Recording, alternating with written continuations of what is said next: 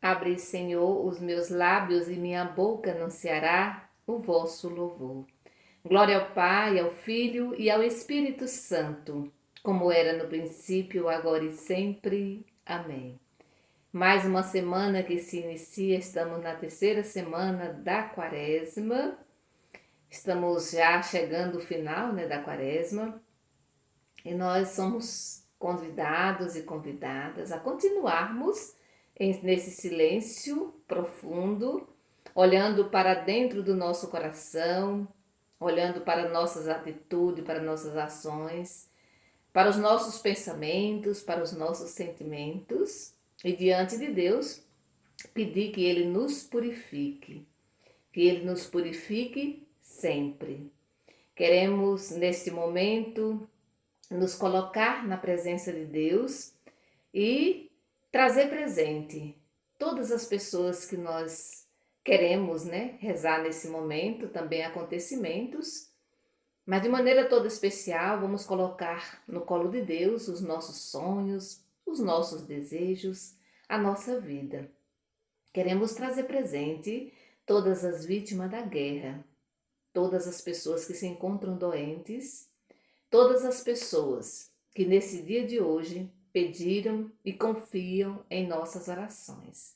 Queremos rezar pelo Alex Mota Gil, pela Leliane Oliveira, pelo João Batista Barbosa, pela Keila Jubiele, pelo Natanael, Neide Solange Gomes, Milena Coelho e a família, Maroli, Antônio José Leite, João Paulo Costa, Joana Dark, Lucivânia Martins, Meire Corrêa Lacerda, Janicléa Freitas, João Jesus Silva, Olisa Pereira Montalvão, Simone Raquel Dias, Norma Castro Nogueira, Andréa Gláucia, Luzinete da Silva Barbosa, Giovanni Bezerra e a família, Vera Lúcia Mororó, Maria Leite dos Santos, Maria Agnello, Will e Larissa Gil, Oresina Maria Oliveira Gomes, Solange Oliveira Gomes, seu Sebastião Brito Santana.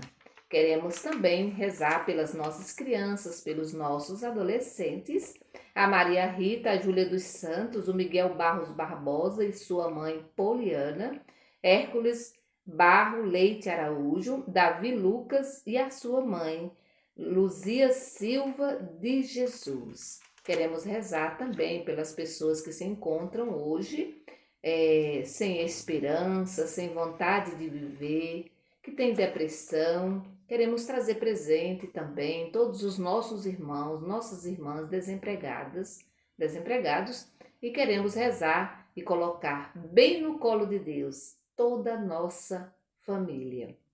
Em nome do Pai, do Filho e do Espírito Santo. Amém. Vamos refletir hoje o Evangelho que está em Lucas, capítulo 4, do versículo 24 ao 30. Ouvi, irmão, ouvi, irmã, a palavra do Santo Evangelho escrito por Lucas. Glória a vós, Senhor.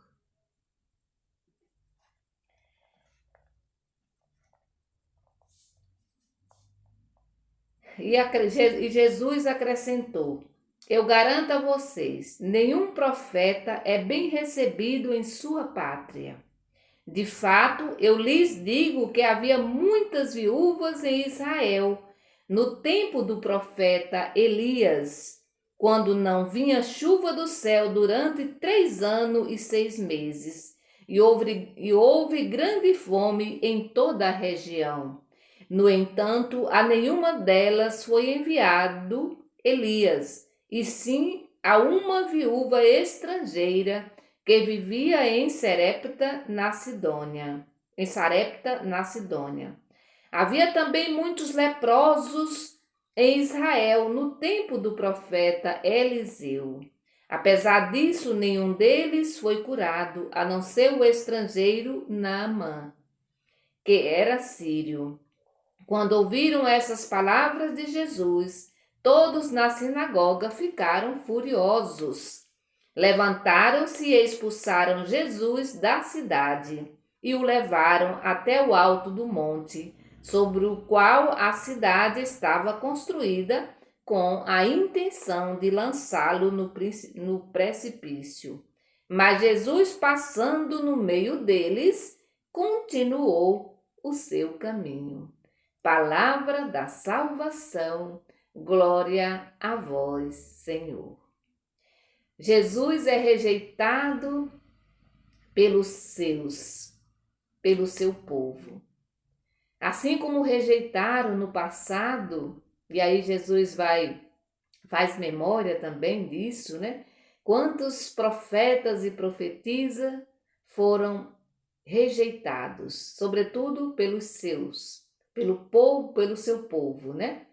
E é interessante que aqui tudo isso vai acontecer, Jesus vai fazer essa fala logo após quando ele vai na sinagoga e ele vai fazer a leitura, né? E ali é dado a ele o livro do profeta Isaías, e ele vai abrir bem aonde diz: o Espírito do Senhor está sobre mim, porque ele me consagrou com a unção para anunciar a boa nova aos pobres. Ou seja, aqui está o projeto de Jesus. E quando ele termina de ler, ele diz: hoje se cumpriu essa passagem da Escritura que vocês acabam de ouvir. E depois o Evangelho vai dizer que todos ficavam admirados, né, com as suas palavras cheias de encanto que saía da sua boca, e por isso ele dizia, o povo dizia, né, esse não é o filho de José, né? Esse não é o filho de José? Para dizer assim, olha, ele é um igual a nós, é um filho de um homem que nós conhecemos, portanto, ficam admirados com as palavras de Jesus, mas ao mesmo tempo duvidam, né? Porque ele é um dos nossos, é como se ele dissesse assim, esse daí eu conheço a mãe, conheço o pai. E é nesse momento que Jesus vai dizer, né? Jesus vai dizer a frase, médico, cura-te a ti mesmo. Faz também aqui em tua terra tudo o que ouvimos dizer que fizeste em Cafarnaum. E aqui Jesus vai acrescentar, eu garanto a vocês, nenhum profeta é bem recebido em sua própria pátria. E nós sabemos muito bem disso. Nós sabemos disso. Que às vezes tem uma pessoa na nossa comunidade que celebra muito bem, que faz as coisas muito bem, mas, no entanto, não é valorizada, né? Não é valorizada. E aí eu prefiro valorizar pessoas que vêm de fora, às vezes que falam até abobrinhas, né? Que não falam coisas corretamente e assim por diante, mas o fato de ter vindo de outro lugar já é super valorizado. Enquanto isso, a gente não valoriza as pessoas, não valorizamos, né, as pessoas da nossa própria comunidade. E isso tem origem. Jesus também sofreu essa rejeição. E certamente você que reza comigo, que é animador de comunidade, ou que tem algum cargo na comunidade, também já sofreu essa rejeição. Então, meu irmão e minha irmã, é necessário acolhermos as pessoas da nossa que convivem conosco, que estão ali prestando um serviço, né? E aí Jesus vai fazer memória, ele vai trazer presente as escrituras. Quando ele fala de Elias, né? Que havia muitas viúvas lá entre o povo de Israel, mas, no entanto, Elias, numa época de muito sofrimento, de muita seca, o profeta Elias foi enviado a uma viúva estrangeira. E lá eles têm uma belíssima relação, né, de amizade, de carinho e de cuidado. E ali Elias salva, né, a viúva e o seu filho. E também Elias também se beneficia, também é cuidado pela viúva, ou seja, pelaquela família, né? E depois, um outro episódio é quando o profeta Eliseus, que havia também muitas pessoas doentes em Israel, pessoas com, né, precisando de cura, mas no entanto, Eliseu vai ser enviado também a um estrangeiro, Naamã, que traz o nome, a viúva não tem nome, mas aqui o homem tem um nome, Naamã. Ele era sírio, portanto ele era estrangeiro, e ele foi curado da sua lepra pelo profeta, né, Eliseu. E aqui Jesus vai dizer também que na terra dele ele não vai conseguir fazer muita coisa, né? Ele não vai conseguir fazer muita coisa justamente porque as pessoas não o aceitam, né? e encontrará no meio, né, no meio do seu povo ele não encontrará fé e nem adesão, porém ele vai encontrar tudo isso fora do seu povo, ou seja, entre os pagãos, né? Estamos nós, pessoas, né, que nos consideramos de dentro, né? Jesus não encontrou essa adesão, essa fé dentro. E nós, que consideramos também de dentro, né, de dentro das nossas igrejas, de dentro da nossa comunidade, nós aceitamos de verdade a proposta de Jesus?